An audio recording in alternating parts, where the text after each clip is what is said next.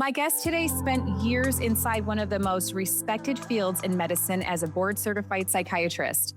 And then something shifted. She watched patients get diagnosed, medicated, and come back never, ever truly healed, simply managed. So she began to go deeper into functional, Ayurveda, and integrative medicines until she built something that actually worked.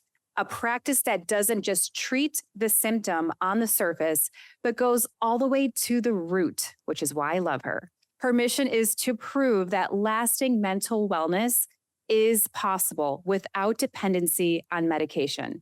Please welcome holistic psychiatrist and founder of Trinergy Health, Dr. Aruna Nammi. Welcome to the show. Thank you so much for being here. I know it took a little bit for us to get aligned, but we are here and ready to dive deep. There's so much I have to go over with you because our worlds are very aligned in so many ways. And getting to the root of what's going on in our mental health and our bodies, and really being able to feel free without the constrictions of medications or all these devices that everyone feels like they're becoming a slave to. So I would love to start at the breaking point.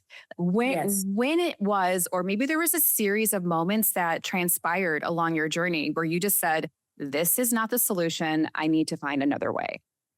Oh, absolutely. Like you said, it was a series of knocks that the universe was giving me, and I kept ignoring it until one fine day, I didn't.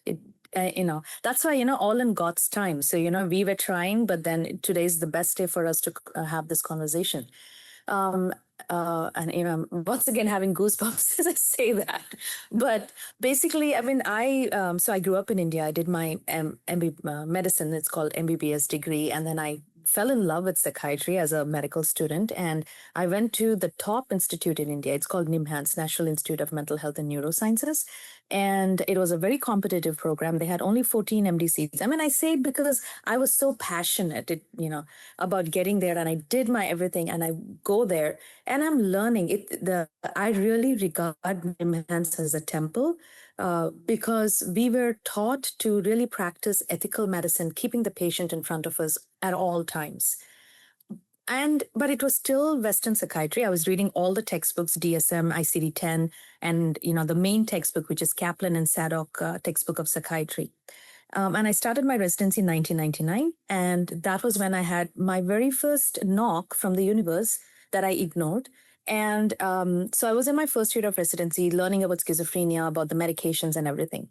And really, all of psychiatry, if you put your heart and soul to it, you can learn modern psychiatry in literally 3 months flat.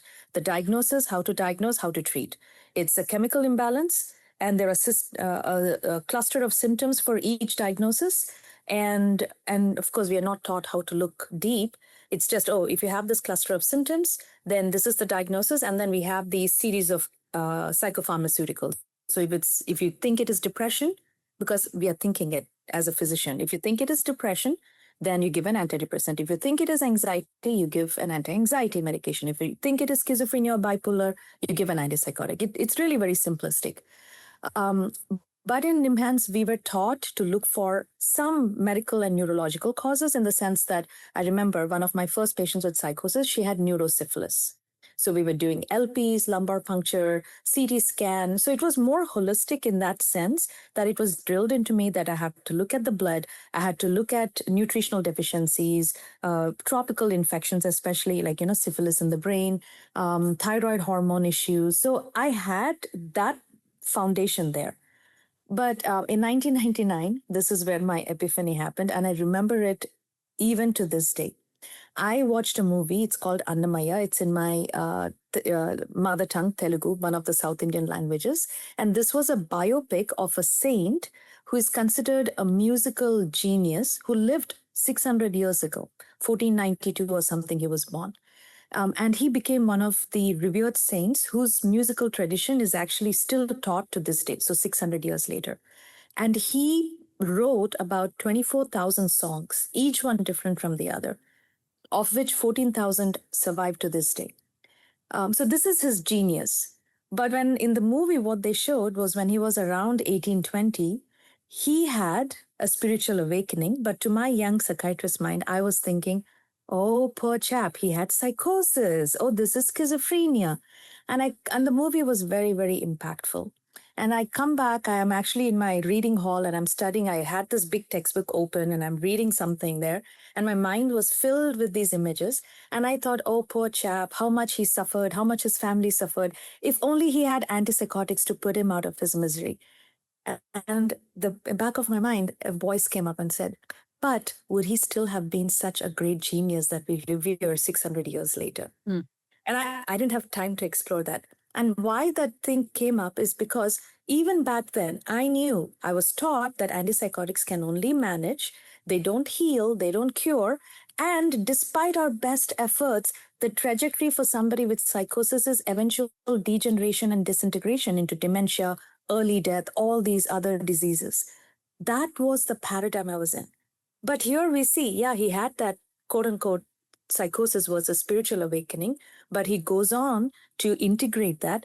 He becomes a great saint. He's married. He has actually 2 wives, culturally sanctioned at that point in time. And he has kids by his 2 wives. He raises them. And I had the opportunity of speaking to the 12th direct descendant of the saint who has I also wrote about him in my book that's going to be published soon. So I wanted to get first person account as much as possible. And he actually clarified that he was regarded as a great father, great spouse, a literary genius, musical genius, and also somebody who contributed to his society. And he lived till the ripe old age of 90. He created social reform, the whole untouchable thing. He was one of the saints back then. He was born in the upper caste, Brahmin, but he would mingle, go eat with the so-called untouchables. The reason we only have 14,000 songs is because the Brahmin community got so angry, they burnt much of his work. So, all of this is so that question lingered, and I did not pay attention to it until I came to the US, and I knew I had my own health issues, Hashimoto's, rheumatoid arthritis, infertility, PCOS, which by the way, today it is renamed as polyendocrine metabolic ovarian syndrome, which is more accurate. So I was having all of these things and I was consuming the mainstream medicine, fertility treatments, metformin, no direction about diet, lifestyle, none of that. But becoming a mother, I was pregnant. I have 2 kids, both of them with fertility treatments.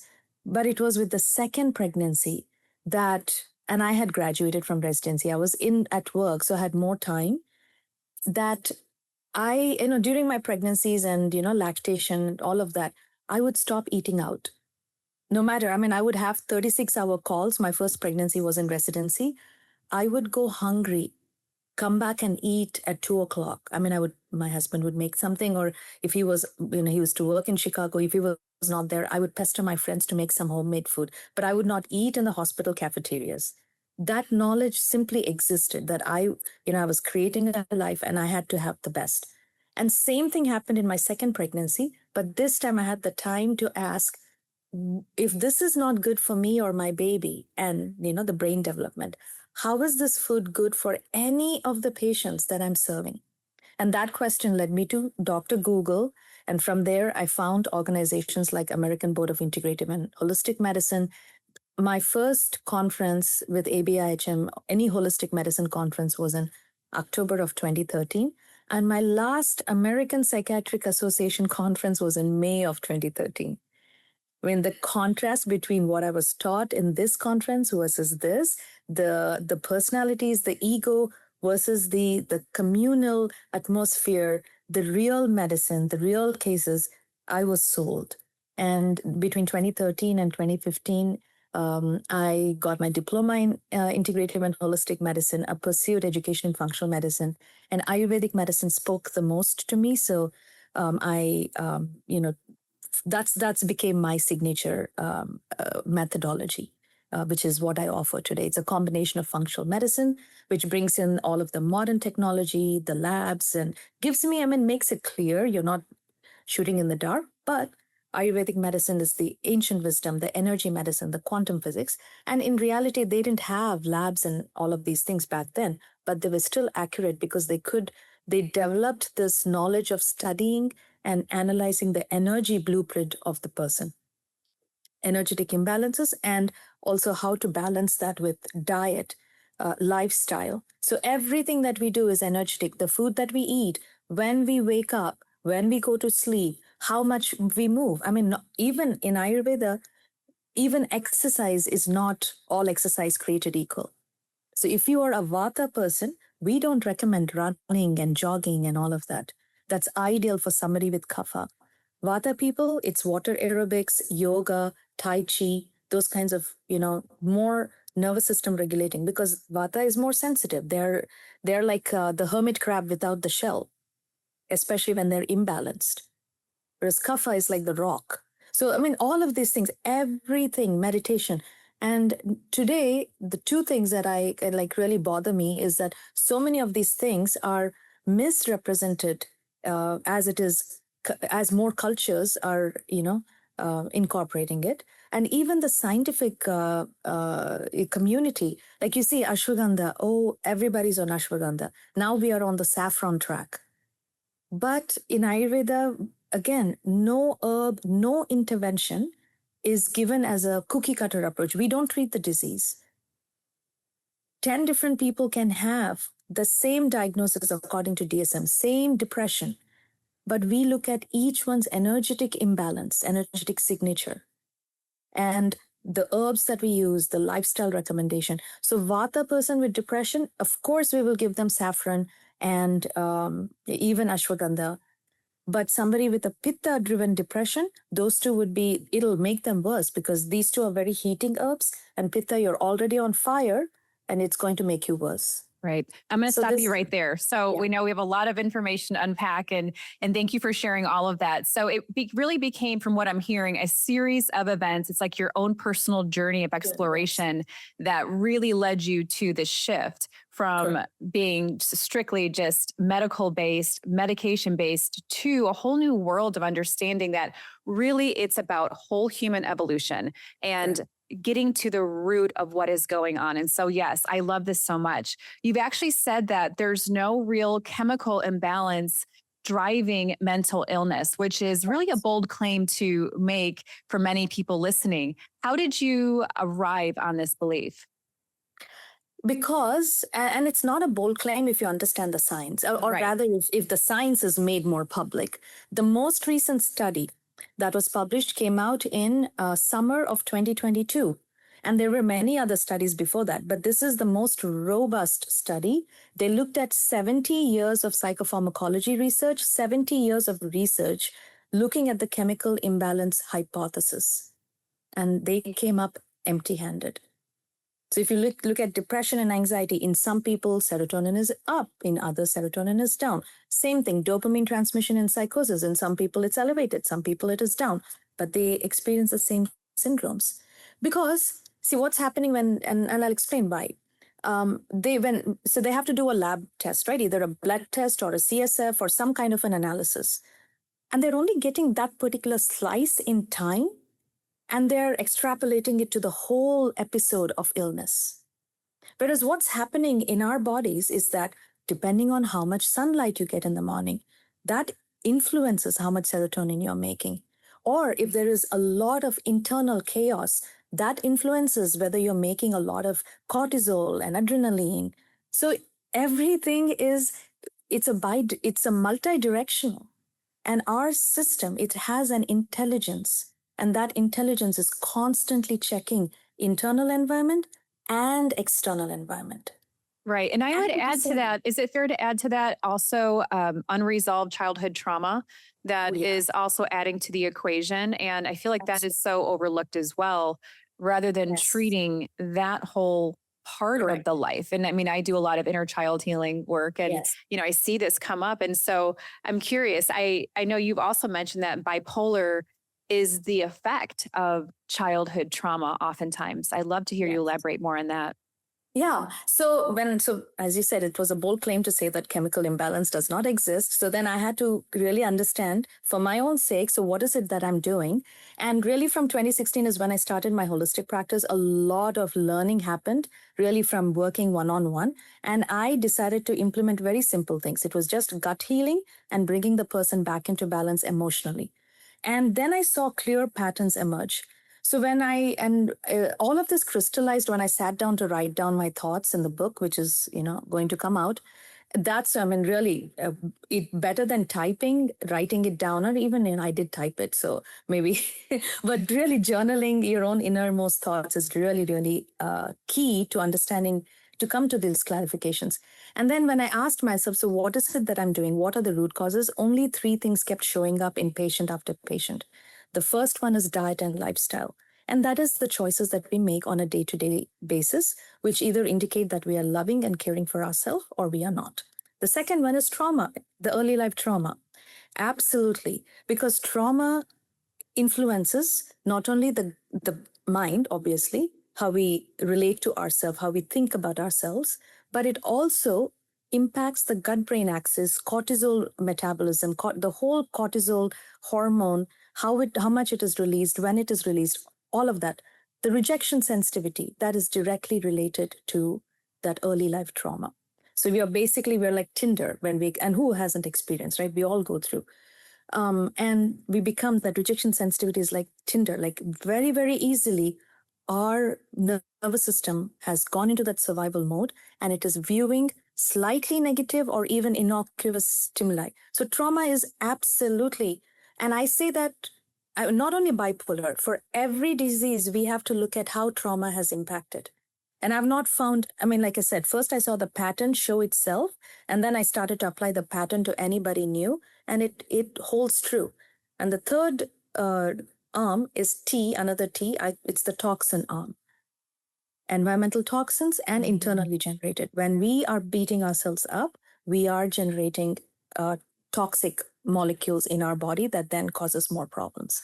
So I call it the DTT framework of root causes. So the first one is diet and lifestyle. Second T, or the first T is trauma, and the second T is toxins. And when you have this framework, it makes it easy for me, so I don't miss anything. And when I apply it, and each arm is taken care of in a sequential manner, that the sequence is also important. And the marketing team sent me a video about Khloe Kardashian. She apparently has OCD, and they bring in an OCD specialist who's making her mess up her own schedule, rigidity, something. I would never do that because the sequence matters. You have to first calm the nervous system, the gut brain axis. You have to get the body to be able to tolerate psychological distress. Doing that, so she was doing what is called as exposure and response prevention. That is torture. I love that you're mentioning this because I speak on this all the time too, where really creating this safety of the container. Correct. Prior to any sort of healing, transformation, expansion, evolution, like all these things that, where we go through, we grow through even. It's so vital that you set this stage accordingly, so to speak, right? I mean, rather than just ripping it. I mean, ripping the Band-Aid off in certain situations, like a bad relationship is one thing. However, when it comes to the internal systems, nervous system specifically, I couldn't agree more.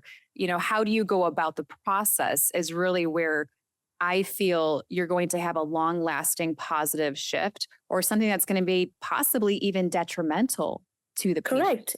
And really, I mean, what I've realized is that when you do it in this sequential, structured, and systematic manner, those are the 3 S's that I describe my program as. When you do it that way, then you don't have to torture anybody. And the healing process, of course, it'll have its ups and downs. As such, healing process has its ups and downs. Why complicate? Why torture people in the process when you can do it more easily? Yeah, right? I love this. I'm right there with you. let's not make it worse than it has to be and scare more people away. Yeah. So I love to talk more on Ayurveda. And, these typically isn't something that we speak about when we think of, psychiatry, relation to. Where does this serve? How does this serve in your practice with helping the individual really heal at the root? So, Ayurveda is a system of medicine that originated in India more than 5,000 years ago. Our oldest textbooks, they date back 3,000 years. And before that, it was an oral tradition. There are, in our Indian literature, which is called the Vedas, it's a huge canonical written work, different references to this oral tradition of Ayurveda was there. And then a few saints actually put it down into these books. The good news is that the science has not changed. So butter and clarified butter was best fat to consume 3,000, 5,000 years ago. It is still the best fat to consume today. And Ayurveda, I mean, it was actually a fully developed medical tradition and they had universities. In fact, there's the very famous university in the old, it was in a city called Nalanda. They had a huge library of 10,000 books or something like that. I mean, this is all described in our historical accounts. The first Muslim, one of the first Muslim invasions, they actually completely destroyed the people in there, the students, the teachers, the monks, and everybody, along with the library of 10,000 books. So, but still, I mean, it was also an oral tradition. It was a lived tradition. So it did survive. And it was practiced all over India. So it survived in many ways. And it had 8 branches of medicine 3,000 years ago. And psychiatry was one of them. Anti-aging and rejuvenation is one of them. Internal medicine, surgery was one of them. In fact, Nalanda University was world-renowned for teaching surgical techniques like rhinoplasty, no surgeries, cataract removals, orthopedic surgeries, tumor removal. They did a lot, and they used copper instruments because they're naturally antibacterial resistant, and they used a lot of plant-based anesthetic agents as well as certain techniques that they didn't really use the modern anesthetic agents. So to put it in layman's terms for somebody who has no idea what Ayurveda is, can you just explain what that looks like, the process, if someone comes to see you and says, I want to heal this at the root level, what will you do for me and what does this look like? So it's a different way of thinking about the human body, understanding that matter is secondary to energy. So Ayurveda is based on quantum medicine, quantum physics, and all of our thinking. So we identify 2 main things. One is the Prakriti, which is the innate constitution. Every one of us, we have our innate constitution. And when we are in balance with that, with who we are, then we manifest health. But any deviation from our innate balance, and that's called Vikriti, that indicates or that manifests illness or disease. Mm-hmm. And the other thing is, so Ayurveda, in fact, in the main definition of a healthy person, so the term for health, it's called swastha, which swa is a word that actually means self, and stha is a root for sthir, which means stable. So swastha, it means healthy, but it also means stable or rooted in self. So it is not just about health and medicine. It actually teaches people how to live life from the inside out. Mm-hmm. And so they talk about balanced metabolism, balance of our energies, the excretory processes. So, gets gross, but peeing, pooping, sweating, and even metabolizing our life experiences so that we don't become cynical, but we derive wisdom and grow. That also is part of what is considered health. And finally, the way we use our sense organs, the way we decide, and having a balanced state of mind as well as a blissful state of the soul. This is the complete definition of health. And how we achieve it is really by, dialogue. First, mm-hmm. understanding the symptoms from the patient's perspective, but also looking at it from this Ayurvedic lens of energy and imbalance and digestion, metabolism, all of these things come into play. And so many things that we learn today, like microbiome was described 5,000 years ago. Yeah. They called anything that we could not see with the naked eye, they called it krimi. Is a word for anything that is, bacteria, viruses, fungus. They had an understanding about the ecosystem without using any, microscopes or anything. And they understood that we had to balance all of these things. And then, like I said, so we do a really good physical exam. Now, we're doing it all by video because my practice, I have patients in Canada, Australia, even India, and of course, all over the United States. So we have modified it. We have gotten really good at understanding from the symptom language, but we do use our, examining through the video. So we look at the tongue, we look at the eyes, we look at the skin. So if anybody's seeking an assessment with us, please no makeup. And yeah, exactly. Let's yeah, see it all for the real deal. yeah, I love all this. And I think about the number one glaring, I think, symptom that most people are experiencing now, which is anxiety. There's so much anxiety going on. And I'm a firm believer it's due to all the social media, all the AI. Like there's just this overload of overwhelm of fast, fast, fast, fast, fast. And it just feels like everything is really speeding up right now. And yes, so I see a lot of people coming to me specifically for overwhelm and anxiety. Those are the two top symptoms. And so I would love to have you specifically speak on those two as a lot of my audience is going through that and what you can do right now today, besides the obvious, besides the nature walks and all the stuff that we hear about, the grounding, those are phenomenal. Is there anything else somebody can implement right now today to limit the overwhelm and anxiousness that they're experiencing?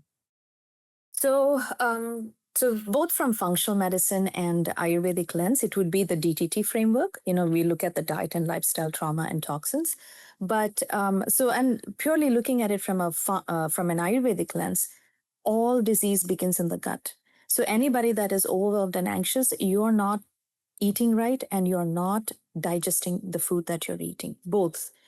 And Number one advice, if you are overwhelmed and anxious and salads is your mainstay healthy food, please stop eating salads. It's Yeah. not meant for you. I think, you know what's That's interesting that you brought that up? I limit my salad intake like no other. If I have one, it's because I just am craving it. However, I noticed it started many years ago. I would bloat immediately from eating salad. And it was still with the healthiest of dressings. Even if I was using like an olive oil or something like that, I still would bloat. Yeah. So that's why, from an Ayurvedic lens, it's not that any particular food, especially if it's real food, no pesticides, no chemicals, and, blah, blah, blah. If it is real food, it still does not mean that it is healthy for you. It depends on your digestive ability. So if you are getting bloated with salads, that means that your digestive system is saying, hey, I cannot hold this and I cannot metabolize this. I cannot digest this. And anytime when you're overwhelmed and anxious, where do you feel? We feel it in our chest, but we also feel it in the tightness of our stomach. And then one other thing that we feel, you tend to feel more colder, right? Because we are Yes. craving that warmth. Our body, this is what Ayurveda is so good at in hearing and interpreting. So there, those are the two things. You're holding it tight here and you're feeling cold. What is it? Warm yourself externally and warm yourself internally. So even if it is, I know we are supposedly spring, I live in Wisconsin, so spring takes forever to get here. It's still cold. I wear socks. And especially for us women, in your premenstrual phase, you have to be warm and nourished and juicy. So soups, massages, self-massage, all of these things, this is what Ayurveda would recommend. So, and a simple thing for all of your listeners, it's called the CCFT, cumin, coriander, and fennel. You take a teaspoon of each, boil it in a quart of water, let it steep, and drink it about 15 to 20 minutes before a meal. And that'll stimulate your digestion. Your bloating will go away. Here after, and you can actually eat a combination of these seeds after. You can roast them, put it in. I do that because sometimes even making a tea like that, I don't know. Maybe this is what's working for me. I love this. Yeah. Yeah, This is I so make good. a combination of these seeds and put it in or if you go to an Indian store, you'll actually get the beaten down coriander seeds, fennel seeds, and cumin seeds. You just roast them together, put it in a glass bottle, and take a teaspoon of it, or just a quarter teaspoon, or even half a teaspoon. Chew on it before a meal or even after a meal. In fact, it's actually you can even eat it after a meal. It tends to freshen your mouth. So rather than going for the mint candy to freshen your mouth, you could actually use this. Cardamom is another thing that we use to freshen our mouth. Yeah, I've and actually had cardamom. a friend of mine who's a chef tell me this. So this is double confirmation. I do my little concoction, if you can see it here. I Yeah. have 2 tea bags of turmeric and ginger, and I also do apple cider vinegar, and then I sprinkle turmeric in there with squeezed lemon. That's my go-to drink twice a day. So, Twice a day. yeah. Wonderful. But Yeah. always pay attention because, see, what you're describing is great for the fall and winter times. Mhm. But as you're going into, but maybe the apple cider vinegar is, I mean, it seems to be balanced because the apple cider vinegar, it's acid, but it actually, especially, do you combine apple cider vinegar and lime together? Lemon. Lemon, do you do that together? I will squeeze a little bit of fresh lemon in my tea when I do that. Is that bad? Is that not what we're supposed to No, do? see, it seems to be working for you, but it does, from an Ayurvedic lens, it doesn't make sense. See, both apple cider vinegar, when we dilute it, it's slight acid makes our body go alkaline. That's what we want. Lime or lemon diluted again does the same thing. So again, see, this is the thing.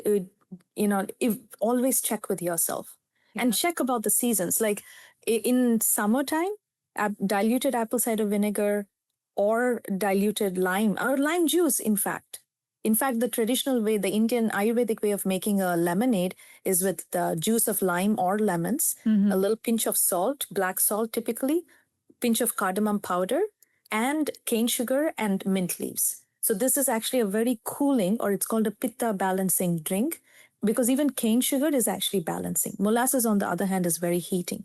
It's rich in minerals and it revs our metabolism up.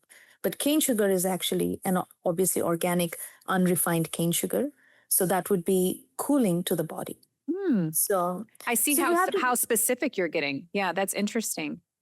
yeah. And I mean, this is how lemonade was always made like this at home. And it used to Yeah. be typically in summertime, not in other times. So and that's what I said. I mean, this is the only reason Ayurveda survived despite all the invasions. And of course, the British tried to, I mean, they would actually hunt Ayurvedic physicians and chop off their hands. And, they did all kinds of things. It's all in history, but it survived because this knowledge existed throughout. It's interesting you brought that story up because it makes me think about what we're going through nowadays and just a really different dynamic, right? Like the government, I don't know if you want to, how deep you want to go with this, but the powers out there don't want all of these natural healing modalities that are being so widely spread, throughout the airways now, especially social media, when we're speaking on how can you really heal the root cause and not have to subscribe to all these pharmaceutical drugs. And so, because we all know that pharmaceutical companies make a ton of money, so why would they want anything else?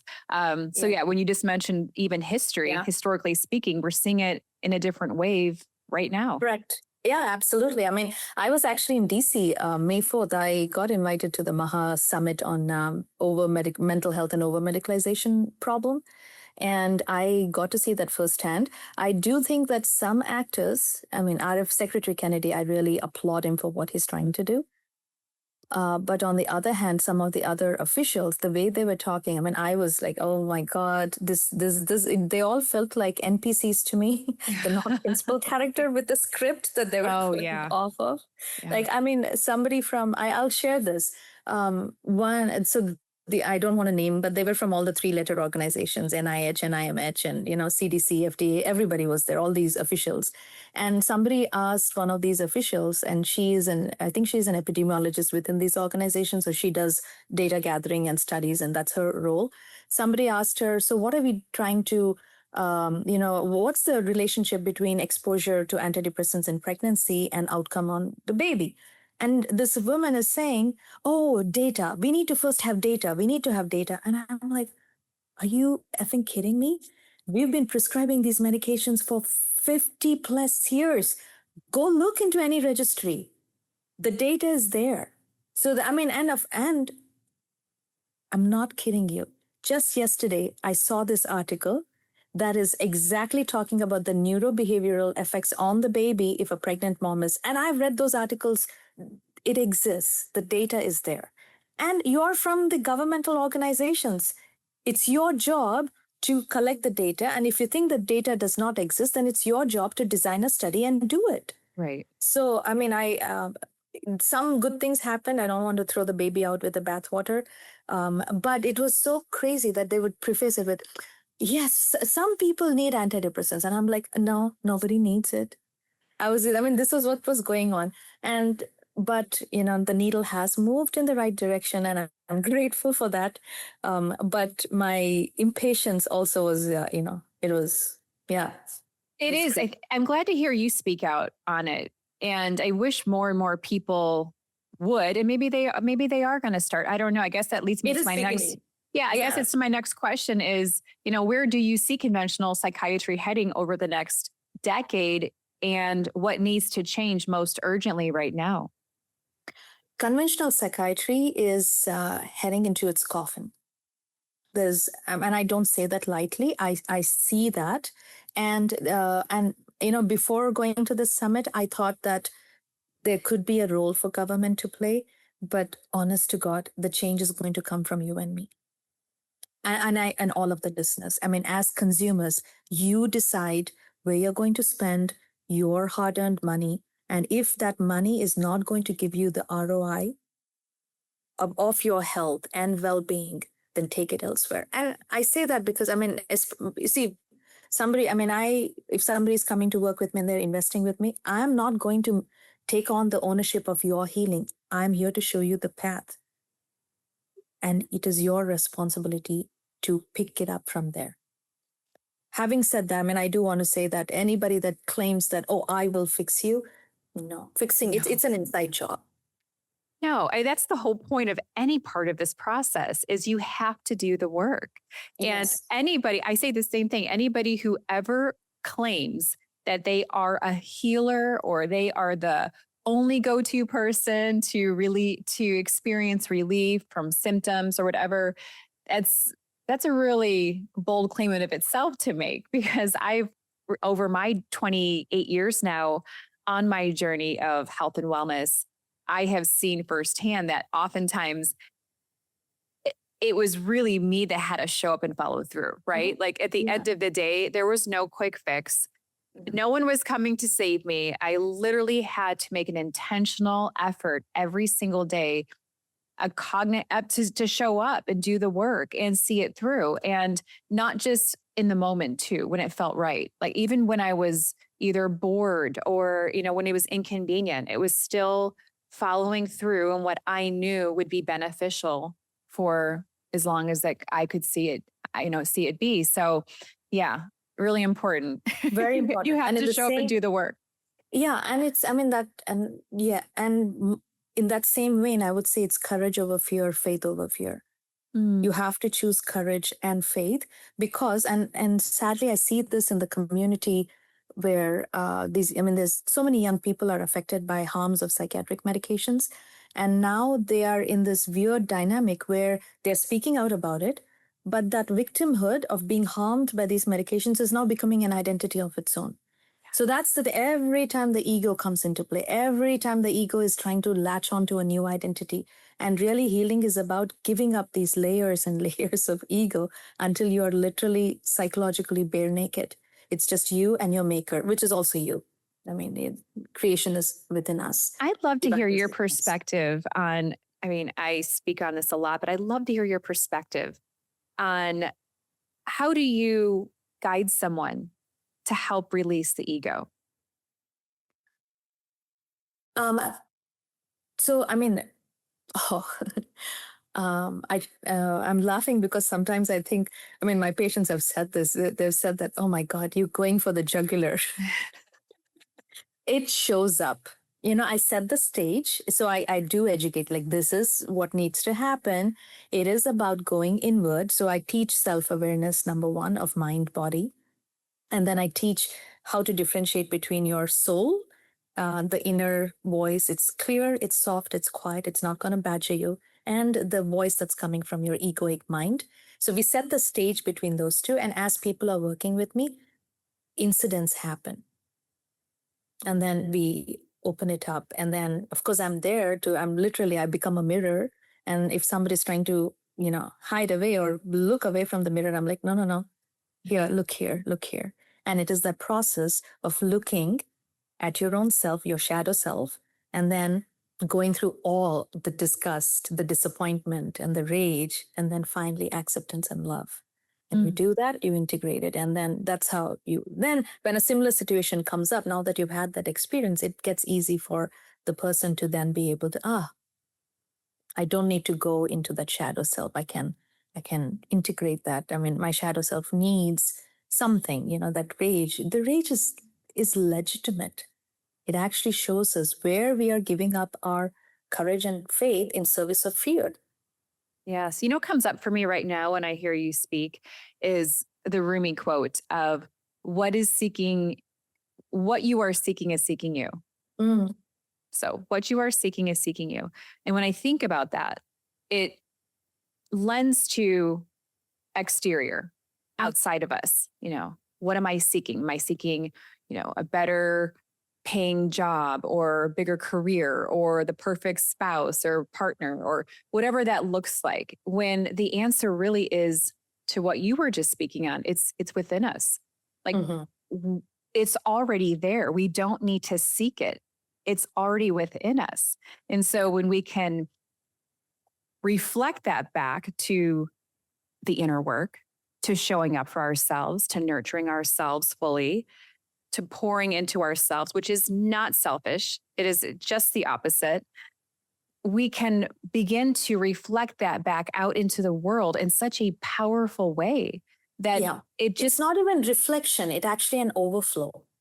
That's what I meant. Yeah. Overflow. Like it's like filling your cup and then it just pours out naturally over into everybody else. So can you imagine a world? I always think this way. Can you imagine a world if everyone finally showed up, did the inner work, faced it all, and then operated from that? Could you imagine?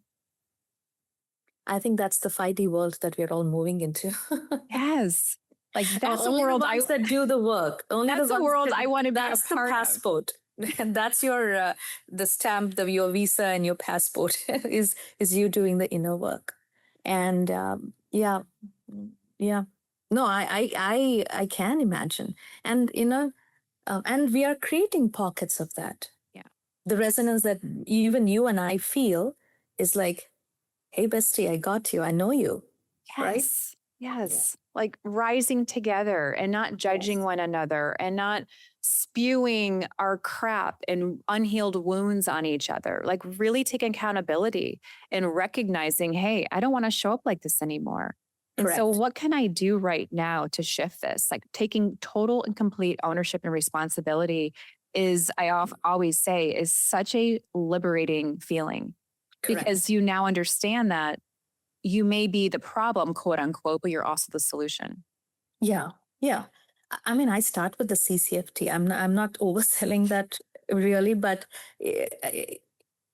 you have to start with the body because this body is the instrument for everything that our mind and our soul is here to achieve and fulfill. So without a healthy body, we cannot do any of this. So first, and anything that comes up, the only thing is radical self-forgiveness. In fact, when I was on this journey when I first started, that's one of the things my husband was like, you've gotten really good at forgiving yourself. Yeah. Yeah. Same. Who else is going to do that? It's an inside job.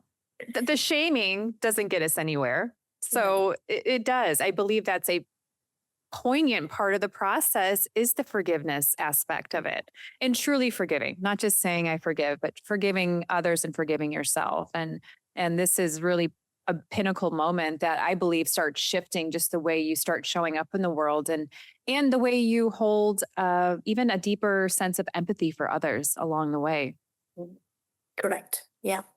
And I mean, sadly, what we are at the state that we are in, that and for people that get serious about this work, then the next thing would be about your boundaries.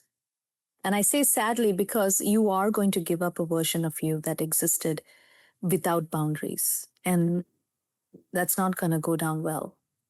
No, that's a big part of my shift was enforcing not only boundaries, but also setting a new standard on how I show up in the world and also for myself specifically, and not operating below that standard, but setting it and when holding it. And I have already seen, I guess, just in my own little world, if you will, a complete shift in the past 4 months. I mean, it can be that quick. It doesn't have to take years and years and years. Oh yeah. Yeah, I second that. I mean, once it, and again, it's an inside job. Once we decide our value, our worth, and our boundaries, and you just have to do it once or twice, and then yeah, it does transform. Yes. So, I mean, we just have to allow life to unfold from that point in time. And where, and even as I'm saying this, I mean, I grew up in India. I grew up Hindu. I practice Hinduism, and I read a lot of the Vedic literature. So much of that iconography comes into my mind, especially because I think when it comes to women and women's issues, the Vedas really described it. So, I don't know if you're familiar with the Kali iconography, the goddess Kali. Oh, no, I haven't. Oh, look her up. She is depicted as this dark, wild, untamed, bare-breasted. She's a mother, but she's the most fierce mother. She has a garland of skulls, and she has covering her loin is kind of like a garland or waist belt of hands, human hands. Wow. And she has a red tongue, like out, which indicates that she's drunk someone's blood. We are capable of that.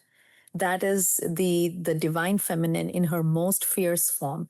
And there is a version of the divine feminine, she's called Dhumavati, which basically means the smoky one. She's depicted as somebody with hair gone in the postmenopausal, tooth fallen off, but having that cynical, sneering look.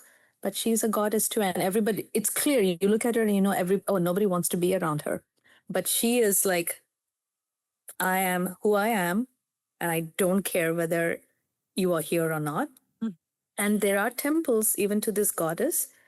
And this goddess is actually served day-old food or stale food. And that's how you revere. I mean, it gets crazy when you think about all this, but it's just different facets. Like when we do, especially as women, when we do our inner work, all these things can happen. And I mean, Dhumavati comes somewhere in the middle, and from there she becomes the divine manifester. So this is kind of the journey that we women go through. It's a dip, and then we rise again, where whatever we want, we manifest like that. I couldn't agree more. You're making me cry so much. That's how much I agree. My eyes are watering. No, this is all so good. And it really is taking back our power and being so comfortable in our skin and really rising. Like, I feel like it's like, I always say the phoenix rising from the ashes, and just in this whole new way of being. So thank you for sharing that. I do want to speak quickly on a product you mentioned that you use, and then we're going to wrap it up with a rapid fire round. So actually, I mean, Banyan Botanicals is one of the Ayurvedic companies that I recommend. And this is actually, I mean, self-massage. We talked about one of the ways to address the trauma piece is to love yourself in every way. And this oil, it has a very slight fragrance of jasmine, and I love it. So every morning after my bath, I do this. I do other more heavier, not heavier, but more herby kind of oils for balancing my energies. Oil self-massage is one of the non-negotiable things that I ask my people to do. Man or woman or child, it doesn't matter. Because that's the way that you nourish your body, your skin, the herbs go in through the skin. And it makes you, it's not just health, it's also beauty as well. And we have the face oil too. But the other thing that I've thought of, what I was talking about was this oil pulling. It's oil pulling. I don't floss, I do oil pulling. So these are little sachets that I got from Banyan Botanicals that I want to distribute so people can get a taste for it.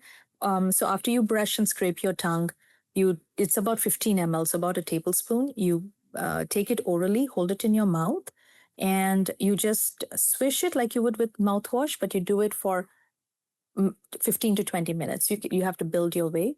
And then people in Wisconsin or colder places spit it into your trash can. and then rinse your mouth with warm water and hot water, gargle your, the throat area, spit it all out. And then you do your, hot water, lime in water, all of those things. So I it's love this. simple And things. it's super quick too. It's not like it takes a whole lot of time. Yeah. And what I do when this goes into my mouth, then I come into the kitchen and I'm, starting my work in the morning or whatever you could do all of those things. So it's just happens automatically. Simple things, simple, and these are self-care. And frankly, in the Indian society, people did it all the time. It's only, now it feels like, oh, no, self-care always comes first. Self-care does come first. So thank you for sharing that. And we'll have all that info in the show notes. So you can click on the link and grab that self-care system to feeling whole and beautiful again. I love this.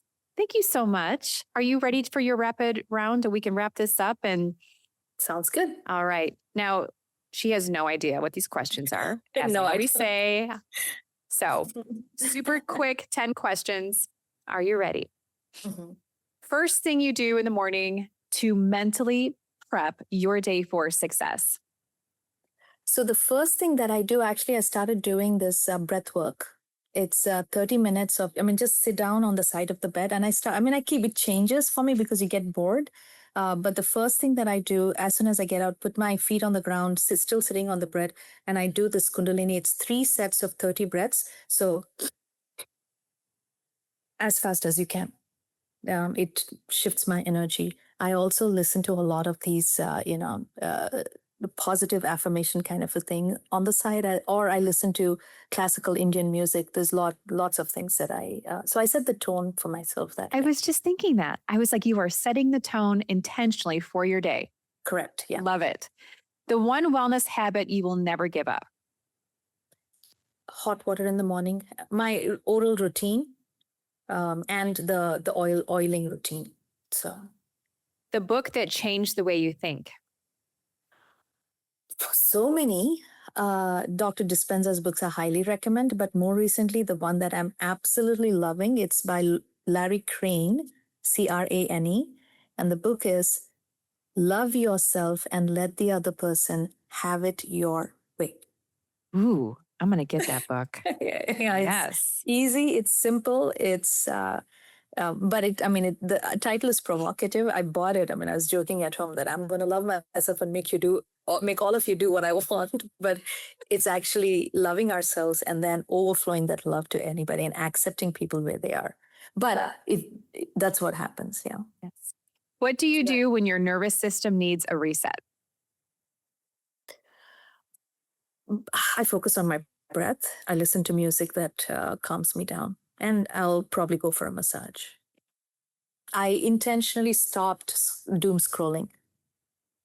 I do this and then I might do some, try to lighten my mind. But my first thing is really centering myself, getting as present in the moment as possible. Love it. One word that describes the shift that happens when someone truly heals. Ease. Yes, that's a good one.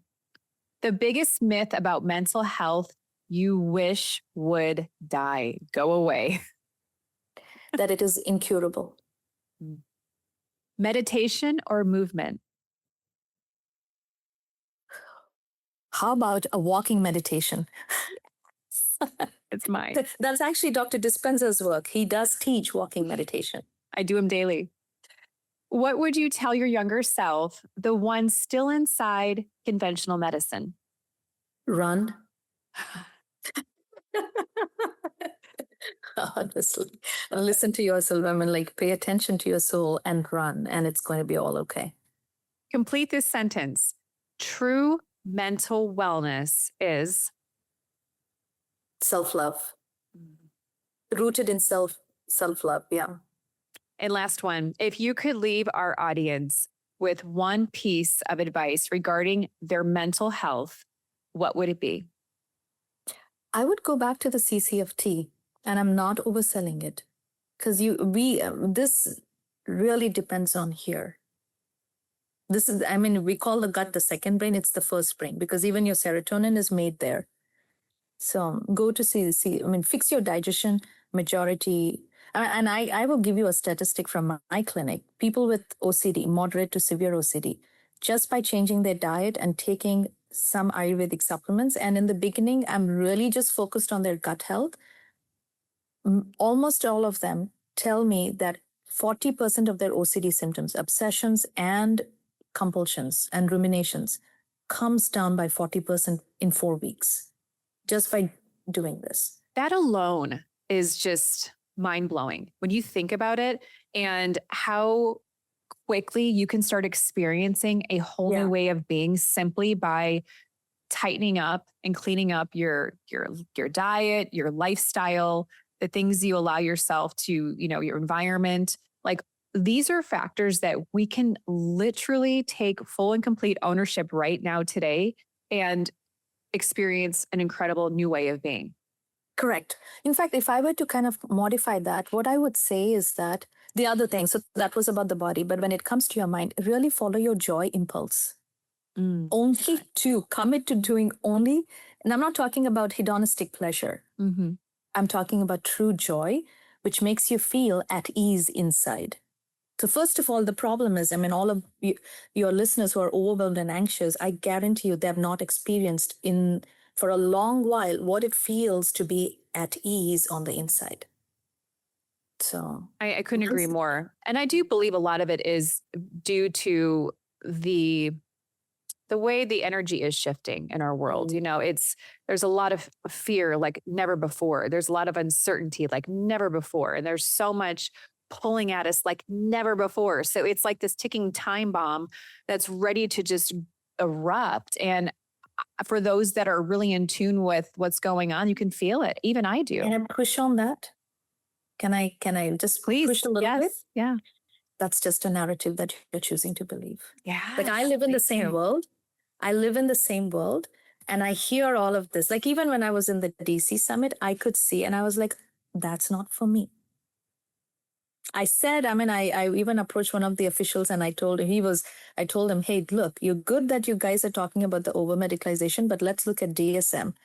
And he was like, oh, but the insurance will not like it. I'm like, who cares? And I walked away, and he came, and after a point in time, he reached out to me and I said, hey, I didn't mean to oppose I hear what you're saying, but, and then I understood they have their own limitations.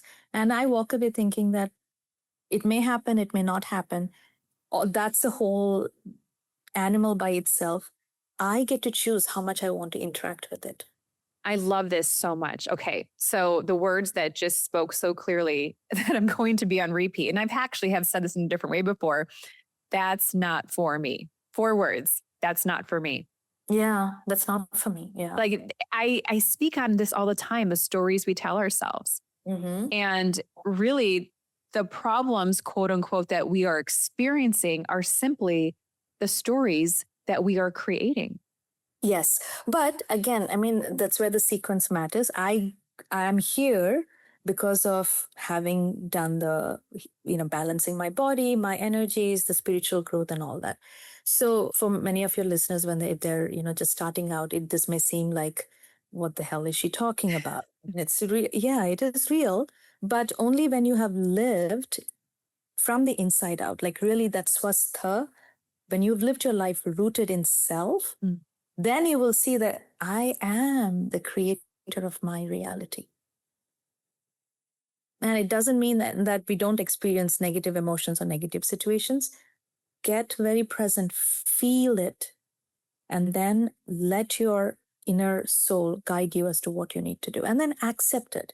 Even if it makes a big mess of everything, accept it. It comes back to that. And when you've done this enough times, then you'll be, oh, that's not for me.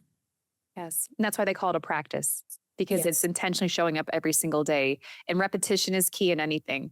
And that will become our new state of being. Dr. Nammi, thank you so much. I am so grateful. Thank truly you. so grateful. And I love hearing different perspectives and all the ways that we can truly begin to heal ourselves from the inside out. And you are a wealth of information. I feel so grateful that our paths connected. And I look forward to all the things in the future that are coming our way, and being able to be a voice for so many that maybe aren't aware yet. Thank you so much. I mean, I've had so many goosebump moments in this, and so this I know, like this is me living in joy, and the excitement that I feel right now is, I'm having a great day. You are having a great day. I'm having a great day too. Oh, I love this so much. Well, thank you so much. And for more on Dr. Nammi, please visit the links in the show notes and you can see how you can connect with her. She's on Instagram and all the things. Thank you.